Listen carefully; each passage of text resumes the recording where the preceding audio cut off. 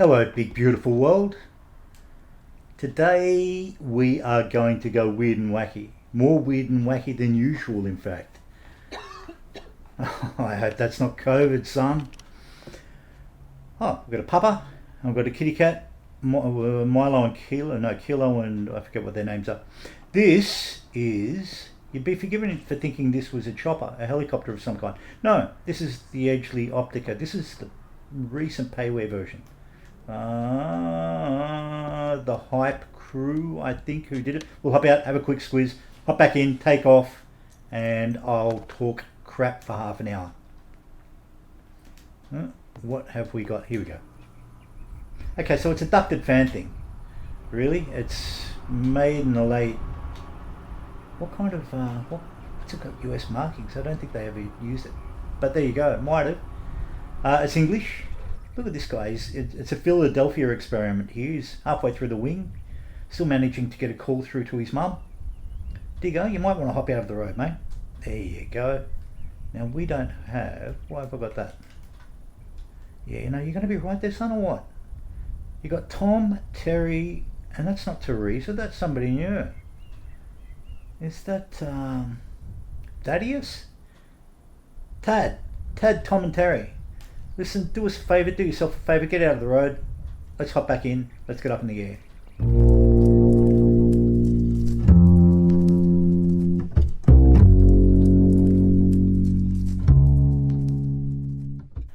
Alright, so let's close the door. If I can find a way to do it. You'll do. Yep, you'll do. Actually, let's leave it open while I remember if I can start this puppy. Yep, okay, so we are going to go, we'll go both, there we go. Don't need any flaps, not yet anyway. Where's it? Okay, so we've got mixture.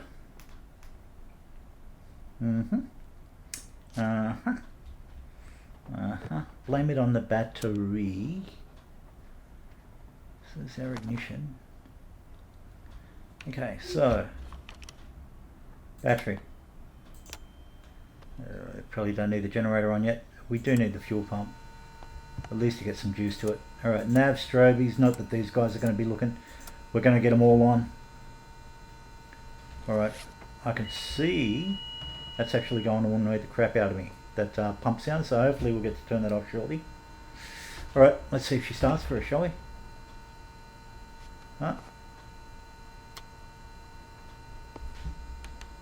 Clear prop.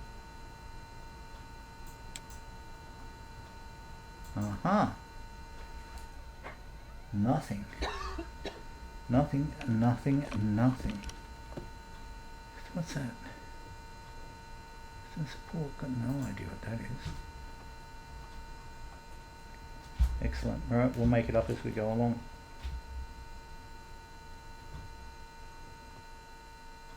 Don't need the pitot.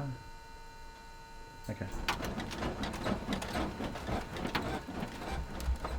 No.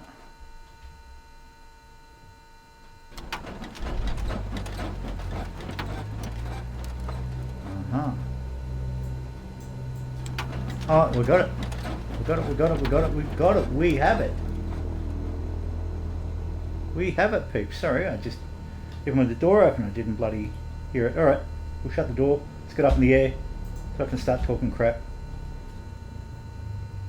Tom, Tad, Terry, get out of the road, will you? Are you still in there? Yeah, there we go. Youth of today. Alright, let's do it, clan.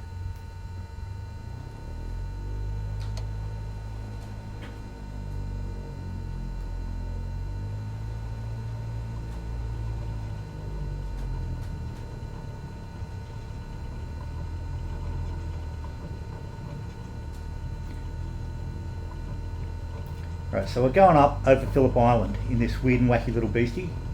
Now, full disclosure, I did contemplate taking up the Bell 47G. I also contemplated taking up the Robinson R44 from Rotosim Pilot. Both absolutely magnificent beasties. The The Bell is payware, but the R44 is freeware, and if you haven't got it, grab it. They're both challenging as hell. They're spicy to fly. I just happen to be crap at flying helicopters, so otherwise I would take you up in one of those beasties. But do keep an eye out for the Rotorsim pilot and his crew. They are phenomenal, the work they're doing with they've got the R44, the H135. I hope the hell I'm heading towards the runway. I think I am. The H135, the payware H145, which I'll be candid, I don't have that, not as yet anyway. Doubtless it'll creep into the collection at some point. And his YouTube channel is just a joy to watch. He just knows his stuff, and for any of you who have lived out through COVID,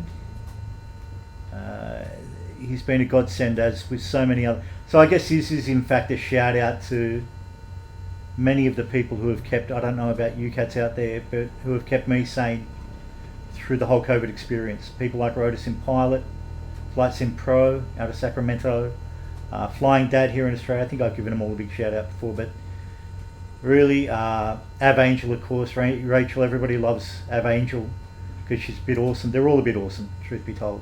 Just incredible.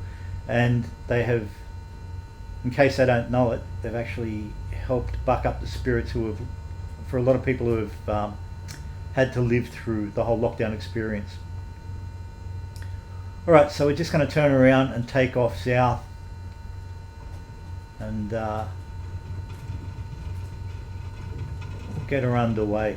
Now this beastie, as you saw, it's got this massive, fly eye cockpit area. I shouldn't need flaps. We're just going to give it some juice and get up in the air.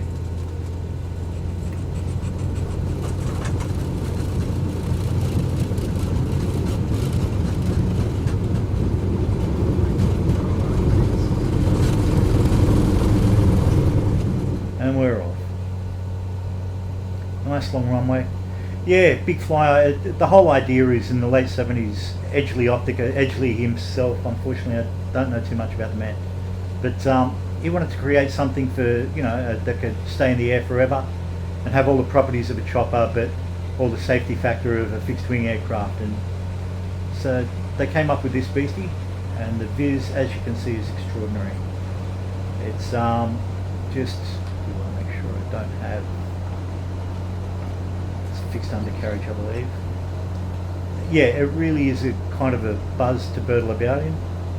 Look at this, the cat's just totally asleep, totally zonked. The beauty of Valium for animals. I didn't say that, people. Here's a little cafe down here, just coming up underneath us there, 12 o'clock. This is Wollemai Beach, by the way, ladies and gentlemen. If you're ever down around Phillip Island, here in sunny Victoria, Australia, do make your way down to Phillip Island. It's a joy to behold. It is really a great place. This is Cape Wollemai. Oddly enough, I don't know if it has the rare Wollemai pine. I imagine it does, sharing the same name. No disrespect to the indigenous naming conventions of any of our First Peoples, but it's quite, yeah, Lake Wollemai. It does look a little bit ice creamy, I must admit, a little soft on, a little too much in the pop-ups, but actually, what am I doing? There we go. Is that a little better? Frightening, really, isn't it? But yeah, it's gorgeous down here. You've got the surf crashing in down into the rocks, in spite of the ice creamy looks. You see all the pathways down there. They're all the walkways you can do. What have I got a light on for? Start engine. Too late. I've already done that. Yeah, so you got all the walkways through here, ranging from a couple of hours, an hour and a half to a couple of hours. Here on the lee side, these beaches here, a couple of months ago, my better half and I got, not trapped, but the tide sure comes in fast down this way, and those beaches, yeah, the water does come up all the way to the shoreline. So it's an interesting, beautiful walk through here. Down underneath it is where they used to mine, underneath us here is where they used to mine the pink granite down here in Victoria. It was part of the staple industry of the island for a long time, as well as I think shipbuilding. But yeah, this aircraft is really sedate, really lovely. That's San Remo Bridge off to our 2 o'clock. It's and that's San Remo there on the eastern tip right there towards our 3 o'clock, the little town of San Remo. So this is Phillip Island. It's made up of a number of suburbs and little towns, townlets. I forget what most of them are. The main one being Cowes. I think pretty much about 12 o'clock up that way is Rill. And further inland is Cowes, where the bulk of the town is over here. And actually no, Cowes is further on.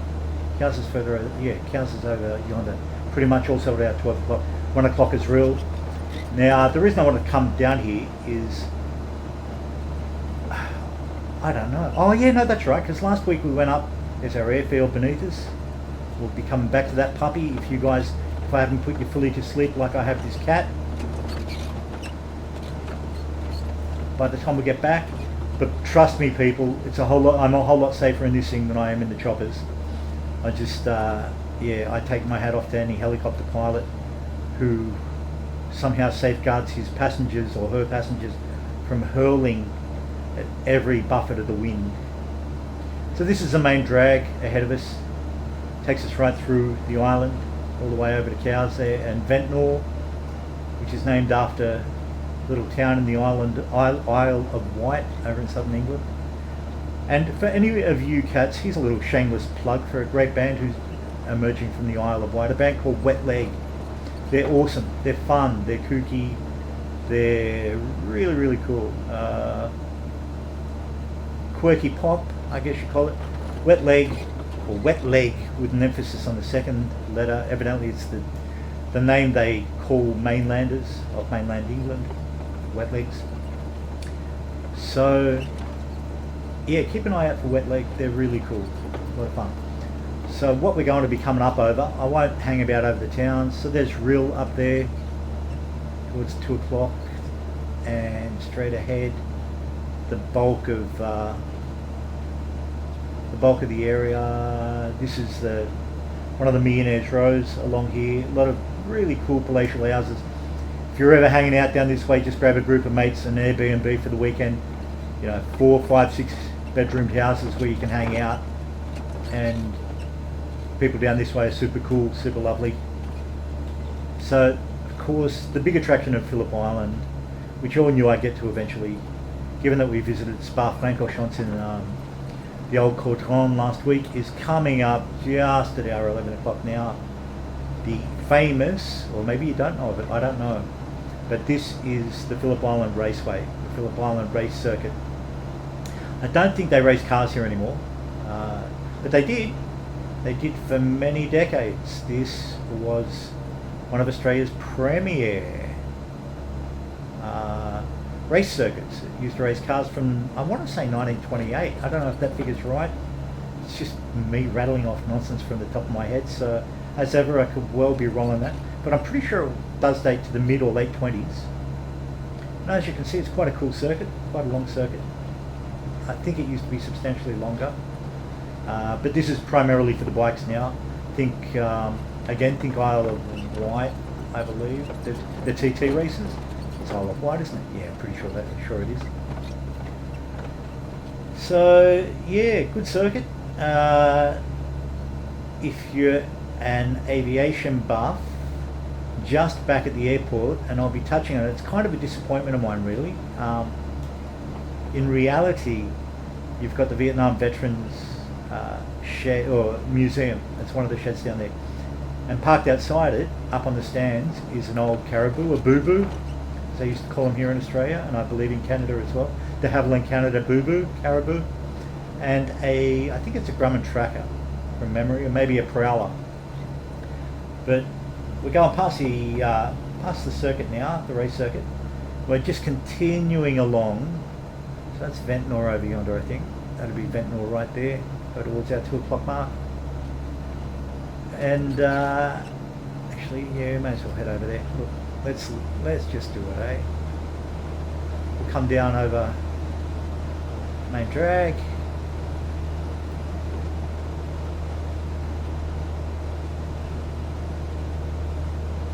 and we're going to follow it down southwest to a place called the Nobbies, which is a couple of rocky outcrops, and there's a reason that we're going over there, and that is because of what we in our house like to call the pengies, the little penguins, the fairy penguins, or the little penguins or fairy penguins. I think they have a dual name. So this would be cows right here and Ventnor up there, I think. I don't know, I don't live down this way. I do know I like coming down here. We stay here, I don't know, maybe once a year, different places. Just hang out with a group of mates and do nothing for 3 or 4 days. Longer if we're fortunate. And it's really quite a cool part of the world. Off to the north there, that's French Island. And then beyond that is Turin, which we did a flight in last week. Actually, that was the flight we did the Caudron. I forget what we flew around Spa-Francorchamps. Just go back and watch the video. You'll figure it out. So yeah, this is really cool over there. That's Mornington Peninsula. Down the very tip there, towns of Sorrento and Mornington, of course, and a whole bunch of famous beaches. Rosebud Beach with my girlfriend and I, whenever we pass through it, of course, we can't help but go Rosebud, because film geek, I guess, or just nerd generally, really. Hike creep on here, clan. I just want to keep it down a bit. Follow this right back around. So this area down that we're heading straight towards. How cool is the viz in this darn thing? It's a great beast. It does, it feels like a chopper. You've got your fixed wing. Probably still got the head of Tom or Terry or Tad or whoever we had over there. Todd, we'll call him Todd, not Thaddeus. Thaddeus is too Middle European, really, isn't it, in this day and age? So Todd, Tom and Terry, they're our 3 airfield bouncers as of now. So this is the road, it intersects with the road coming in from the west there. And it all conspires to end up at this place called the Nobbies. And the Nobbies, as you can see, is just doesn't look too impressive from here. Probably may not come up too impressive in the whole realm of Microsoft Bing Maps or even Google Maps. I don't know, but I do recall from memory it does have the Penguin Centre well modelled down here, which is kind of nice, which is kind of cute. So yeah, you can book yourself an evening session. I'm not sure if they do morning sessions as well, but they've got multiple evening sessions down here to come down and see the penguins. I'll just get a bit of a speed up so I don't keep us in the air too long, boring all of your brains out the way I have incessantly been doing these past few weeks. But you know, it's part of growing up in the whole punk era. You know, if I didn't like what I was seeing, then you do it yourself, yeah? So here's our main road in. And it's kind of an exaggeration about the cars travelling that fast, because for anybody who's ever driven down here, you know, you're stopping every 20 seconds for the Cape Gander geese, which are rather large grey geese with beautiful light lemon beaks that kind of stop in the middle of the road and glare at you imperiously as if to say, yeah, look, we own this joint, not you. And they'd be right, they really do. You get to the Penguin Centre down here. I should try and hop back in. I'm starting to freak myself out. There we go. This does have a kind of bubble lens, by the way, so that's why you're kind of looking down. Really well designed aircraft, the Optica. I think it was designed to kind of behave like, have certain, not STOL properties, what would you call, but basically, you know, you could basically near hover the creature in a strong headwind. There was a famous, I shouldn't say it, it's not at all famous. Everybody knows, I guess any aircraft buff knows about the famous Fieseler STOL, the German World War II reconnaissance aircraft with the long legs. But Fieseler, Gerhard Fieseler also designed an aircraft, the 167, which I think was originally pegged for the Graf Zeppelin, one of 3 aircraft carriers that the Germans were going to use during the Second World War. So there's the Penguin Centre down here, and there's the car park all around it. There's the Nobbies, the mountains, the outcrops you can see out here. And like I said, you hop off there, you walk down, follow the tracks down, the boardwalks down, and you can go and hang with the penguins. You can't hang with them, but you get there at the right time of day or night, and you'll see them coming in, and all cuteness aside, it is a little bit of a magical experience, to be honest. Done it a couple of times, and it's kind of transformative. They're amazing little creatures, and it's not just the penguins. It's not armadillos, bloody bandicoots, and like I said, Cape Gander geese, wallabies, black wallabies, roos, kangaroos. It's really very cool, frankly speaking. It's a lot of fun. So yeah, that's all around this area, the Nobbies, and that's your only road in and out to them. But it's a joy to experience it at least once in your life. If you get to do it more often, then don't let me stop you. Now, Gerhard Fieseler, that's right. So we're always bringing up some kind of obscure aircraft in these videos, aren't we? Well, I am anyway, guilty as charged. So this thing has phenomenal stall properties. Having said that, I'll probably crash it from coming in a little too slow on the landing, but hopefully not. Gerhard Fieseler was one of the pioneers of slow stall technique and slow stall properties. The famous STOL, which was used throughout the Second World War by the Germans and a lot of the Allied commanders. Well, I think Churchill himself had one, maybe Eisenhower, but maybe Montgomery might have favoured it as well. But it was kind of a prized aircraft amongst pilots, whoever got hold of it, because of the amazing STOL properties, short takeoff and landing properties, as well as the fact that with the flaps deployed, the forward flaps deployed, you could, in a strong headwind, you could bring this thing in like a chopper type thing.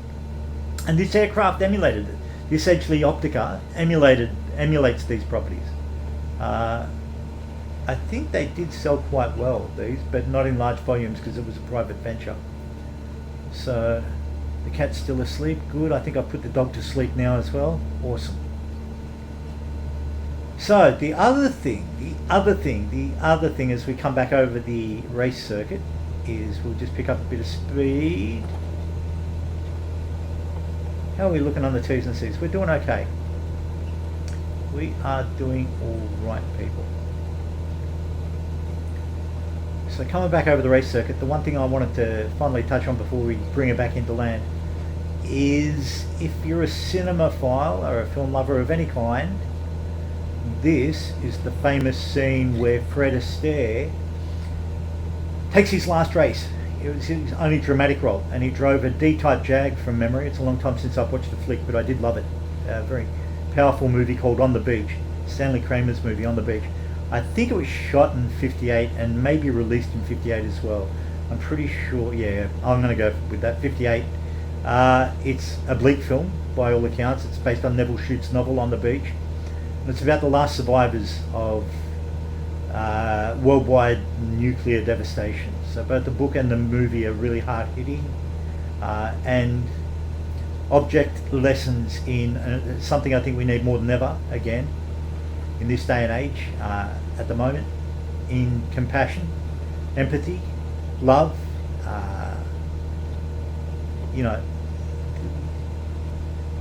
I cannot even approach a conversation on what's happening in the Ukraine at the moment. It's just I even know one or two people who are what I would call agitproppers or denialists. And don't get me wrong, I'm an old guard like most Australians. I think I'm dyed-in-the-wool social democrat all the way through. Well, that's about 50% of the population. Most populations are divided 50-50 on any given political topic, I think. But that being said, yeah, On the Beach is really powerful. And the scene in the movie was partially shot there. In fact, the whole movie is set here on Phillip Island, although they did shoot it in a suburb off on the horizon there, well, technically to the north. A suburb of actually the little second city, really, Frankston, I guess now. It is the second city of Melbourne. So Frankston and the township, as it would have been then, now it's a suburb, of Berwick. And they've even got some of the streets named after Kramer and I think Neville Shute, the author, in Berwick, in honour of them shooting around there. But that was the race circuit, and I think it was Fred Astaire's only attempt into drama, although he'd been trying throughout his career to do it. And Stanley Kramer gave him a break with that film. We are getting a little too much height for my liking, peeps, so I just want to bring it down a bit. That's your major turn off to take you down to the Nobbies, or continue straight up into Cows. It's where they hold the fun fairs and stuff like that around this area. One of the areas down here is a little suburb called Sunset Strip, for any of you folks old enough to remember a kind of pretty dated melodrama, the last I saw of it, set in LA from the late 50s, early 60s. Yeah, so it's a good flick on the beach. So what have we covered, folks, as we approach landing, as we come down again? I don't mean to sound like a pedantic peanut when it comes to flying about. It's just a way to talk about things and actually shoot my mouth off for half an hour. We've covered Cape Wollemai, as we can see again. We've covered my utter displeasure at the Vietnam Veterans, or the Vietnam Museum, not having that caribou out the front. Breaks my heart, people, breaks my heart. What's our speed looking like? Gosh, I can barely see the bloody thing. Okay, so that's our up here, about 90. Okay, so same old, same old. Alright, cool. Just going to give ourselves some flaps, I think. Yeah, let's see if we've got the flaps coming down, and we will. Yeah, I'm really high. Might even give ourselves a second notch to come down with. Haven't woken the cat up. The dog's still interested. It's good to see. We might even get a bit of a slip in if we can, so we can just slip down a bit. We'll do the right thing. We won't try and be too cowboy about it all. I'm just going to give our little ducted fan, I'm not even sure what kind of donk this thing runs. See, I should have done more bloody research. I'm useless, aren't I, people? I'm no good to you whatsoever. If you disagree with that statement, by all means, please feel free to leave a comment to that effect, and the money will be in the mail. The cheque will be, as they say, in your letterbox. Yeah, well, it's all right.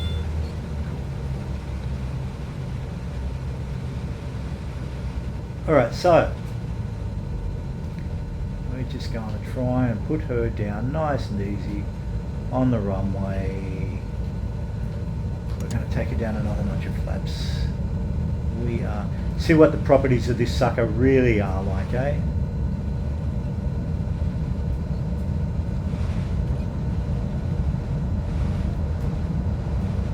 We've got a bit of length on the runway, so hopefully we're going to get a bit of bleed off.